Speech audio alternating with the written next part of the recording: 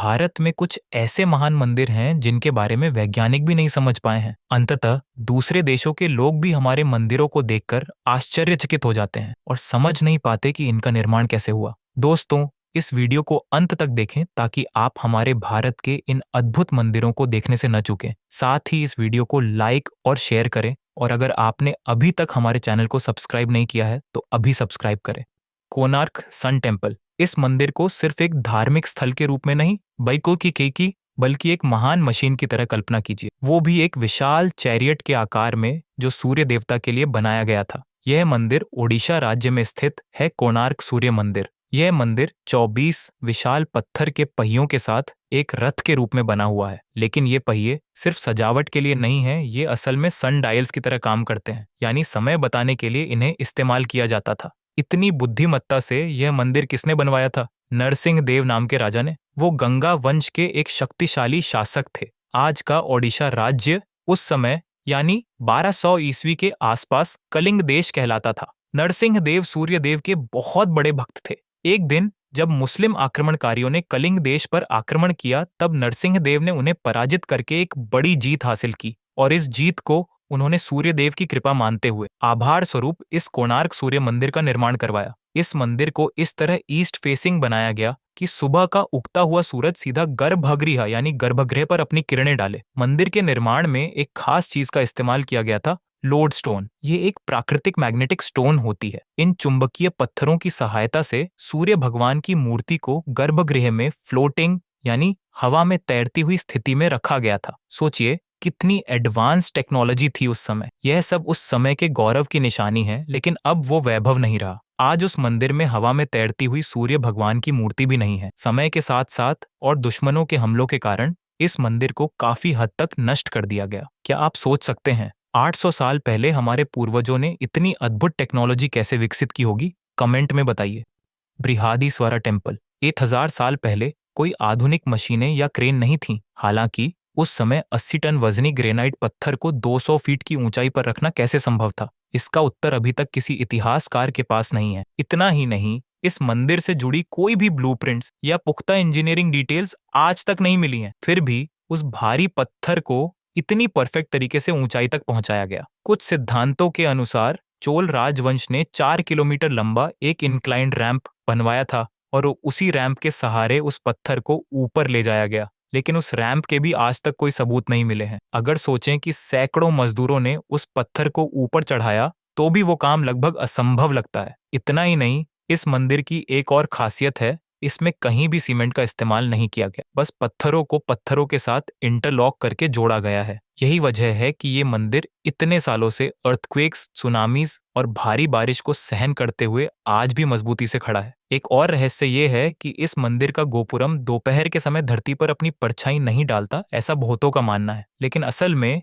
ये पूरी तरह से सच नहीं है। दोपहर में गोपुरम की छाया बहुत ही शॉर्ट होती है और मंदिर की संरचना में ही छुप जाती। इसके पीछे का साइंटिफिक रीजन ये है कि गोपुरम का एंगल ऑफ कंस्ट्रक्शन, उसकी दिशा और सूर्य की रोशनी जिस दिशा से आती है, इन सब वजहों से उसकी छाया जमीन पर साफ दिखाई नहीं देती। तमिलनाडु के तंजावुर में स्थित यह अद्भुत मंदिर 11वीं शताब्दी में राजराज चोल के शासनकाल में बनवाया गया था। लेपाक्षी टेम्पल। इस मंदिर में एक ऐसा रहस्य छुपा है जिसे आज तक साइंटिस्ट भी पूरी तरह समझ नहीं पाए हैं। वो रहस्य है हवा में लटकता हुआ खंभा, जिसे हैंगिंग पिलर भी कहा जाता है। यहाँ आने वाले भक्तों को भी पहले यकीन नहीं होता कि वाकई में यह खंभा जमीन को नहीं छूता है, इसलिए लोग इस खंभे के नीचे क्लॉथ या कागज डालकर खुद टेस्ट करते हैं और जब वो आसानी से खंभे के नीचे से निकल जाते हैं तब सब हैरान रह जाते हैं। यह खंभा सच में एयर में सस्पेंडेड रहता है और यही चीज भक्तों के साथ साथ इंजीनियर्स और आर्कियोलॉजिस्ट्स को भी चौंका रही है। कई बार इस स्तंभ की जांच की गई, लेकिन अब तक कोई भी इसके पीछे की सही इंजीनियरिंग लॉजिक को नहीं समझ पाया। यह लेपाक्षी मंदिर आंध्र प्रदेश के अनंतपुर जिले में स्थित है, जो इस अजूबे का घर बन गया है। कुछ विशेषज्ञों का मानना है कि ये खंभा शायद अर्थक्वेक प्रोटेक्शन के लिए खास तकनीक से बनाया गया होगा, यानी भूकंप के समय मंदिर की स्टेबिलिटी बनाए रखने के लिए इस तरह की एंटी ग्रेविटी इल्यूजन टेक्निक अपनाई गई होगी। इस अद्भुत मंदिर का निर्माण 16वीं शताब्दी में दो सेनापतियों वीरन्ना और विरुपन्ना ने करवाया था। ये दोनों विजयनगरा एम्पायर के राजा अच्युत देव राय के लॉयल कमांडर्स थे।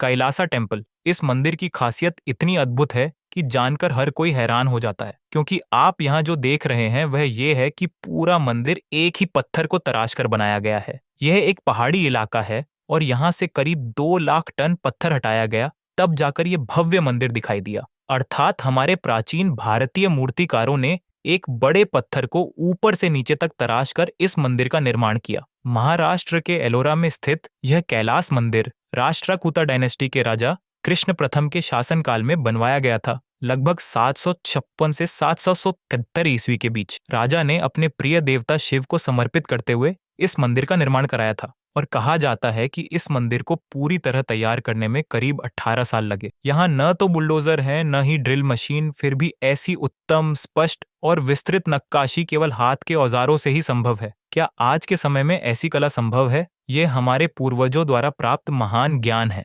चन्नाकेशवा टेम्पल। भारत में मौजूद इस मंदिर को देखने के लिए लोग दूर दूर से आते हैं, और जब भक्त इस मंदिर के अंदर की स्कल्पचर्स को देखते हैं तो सच में उनकी 2 आंखें भी कम पड़ जाती हैं, क्योंकि यहाँ हर एक मूर्ति को इतनी बारीकी से और अलग अलग स्टाइल में कार्व किया गया है कि देखने वाला हैरान हो जाता है। अगर आप इन मूर्तियों पर लाइट डालेंगे तो वो रोशनी मूर्तियों के अंदर की खाली जगहों तक पहुंचती है। इसका मतलब ये है कि इन मूर्तियों को एक्सट्रीम डिटेलिंग और प्योर क्राफ्ट्समैनशिप के साथ बनाया गया है। यहाँ मौजूद हर एक पिलर एक अलग अजूबा है, लेकिन यहीं से कई रहस्यमय सवाल भी उठते हैं, जैसे 1116 एडी में जब यह मंदिर बना तब इतनी एडवांस टेक्नोलॉजी इन शिल्पकारों के पास कैसे थी? इस मंदिर को देखकर आर्किटेक्ट्स, साइंटिस्ट और आर्टिस्ट सभी दंग रह जाते हैं। हर दीवार, हर रेखा मानो हमारे पूर्वजों के ज्ञान की गवाही देती है। हर स्कल्पचर को देखकर ऐसा लगता है कि इसे बनाने में किसी ने अपनी आत्मा झोंक दी हो। यह भव्य मंदिर कर्नाटका के बेलूर में स्थित है। इसे 12वीं शताब्दी में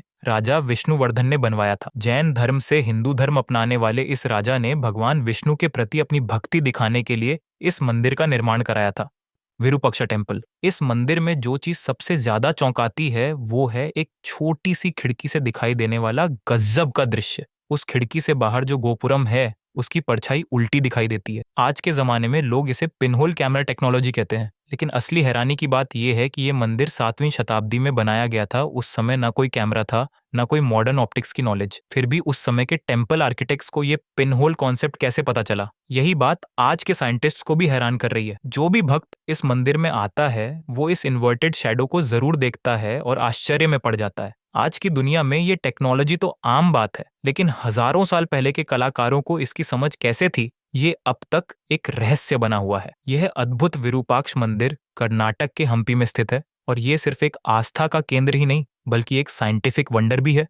रानी की वाव यानी रानी का कुआं। लेकिन जो आप यहाँ देखते हैं वो कोई आम बावड़ी नहीं, बल्कि एक ऐसा आर्किटेक्चरल वंडर है जो अंदर जाते ही आपको एक मंदिर का अनुभव कराता है। इस स्टेपवेल की डिजाइन इतनी शानदार है कि यहाँ की हर दीवार, हर खंभा स्कल्पचर से भरपूर है। खास बात यह है कि इन शिल्पों में भगवान विष्णु के दशावतार, अप्सरास की मूर्तियां और उस समय की पातान की पारंपरिक साड़ियों के डिजाइन तक हमें देखने को मिलते हैं। इस अद्भुत रानी की वाव का निर्माण 11वीं शताब्दी में सोलंकी डायनेस्टी की रानी उदयमती ने अपने पति भीमदेव प्रथम की याद में करवाया था। दिलचस्प बात यह है कि आमतौर पर मंदिर ऊंचे बनाए जाते हैं, लेकिन रानी की वाव का यही मंदिर जमीन से 7 मंजिला गहरा है। जैसे जैसे आप इस स्टेपवेल के अंदर उतरते जाते हैं, आपको चारों ओर की दीवारों पर ऐसे अद्भुत कार्विंग्स देखने को मिलते हैं कि आपको उस युग के कलाकारों की प्रतिभा का अंदाजा लग जाता है। इतना ही नहीं, इस लोकेशन पर कई फिल्म्स की शूटिंग भी हुई है। हाल ही में तेलुगु मूवी सीतारामम का एक गाना भी यहीं शूट किया गया था। लेकिन एक समय ऐसा भी आया जब लगातार बाढ़ों के कारण ये पूरा परिसर मिट्टी में दब गया और लगभग 7 शताब्दियों तक किसी को इसका पता नहीं चला। फिर 1980 के दशक में इंडियन आर्कियोलॉजिकल डिपार्टमेंट ने इसे खोज निकाला और इसका रेस्टोरेशन किया। आज हम इस मास्टरपीस को हर दिन देखते हैं, लेकिन ध्यान नहीं देते क्योंकि ये 100 रुपये के नोट पर भी छपा हुआ है। ये अनोखी रानी की वाव गुजरात राज्य के पतान शहर में स्थित है। मीनाक्षी टेम्पल। तमिलनाडु में स्थित यह मंदिर सिर्फ एक धार्मिक स्थल नहीं है, बल्कि 33,000 से भी ज्यादा स्कल्पचर से सजा हुआ एक भव्य आर्किटेक्चरल वंडर है। ये मंदिर पूरे 14 एकड़ में फैला हुआ है और इसके चारों तरफ मौजूद विशाल राजगोपुरम्स इसे और भी भव्य बनाते हैं। यहाँ की देवी मीनाक्षी अम्मावारी के बारे में कई पौराणिक स्टोरीज प्रचलित हैं और हर एक कहानी में कुछ ऐसा चमत्कार छुपा होता है जो सुनने वालों को चकित कर देता है। सबसे अनोखी बात यह है कि इस मंदिर में स्थित मूर्ति के 3 स्तन हैं जो भक्तों और विद्वानों को काफी आश्चर्यचकित करते हैं, और इससे जुड़ी किंवदंती भी बहुत प्रसिद्ध है। इतना ही नहीं, इस मंदिर की एक और अद्भुत विशेषता है इसका वाटर मैनेजमेंट सिस्टम। बारिश के मौसम में भी मंदिर परिसर में कभी भी जलभराव नहीं होता। यहाँ का हाइड्रोलॉजी डिजाइन इतना संतुलित है कि पानी खुद ब खुद ड्रेन हो जाता है। अब सोचने वाली बात यह है कि उस समय जब कोई आधुनिक टेक्नोलॉजी नहीं थी, तब इन लोगों ने इतनी साइंटिफिक प्लानिंग और नॉलेज कैसे हासिल किया? यही बात आज भी एक बड़ा क्वेश्चन मार्क बनी हुई है।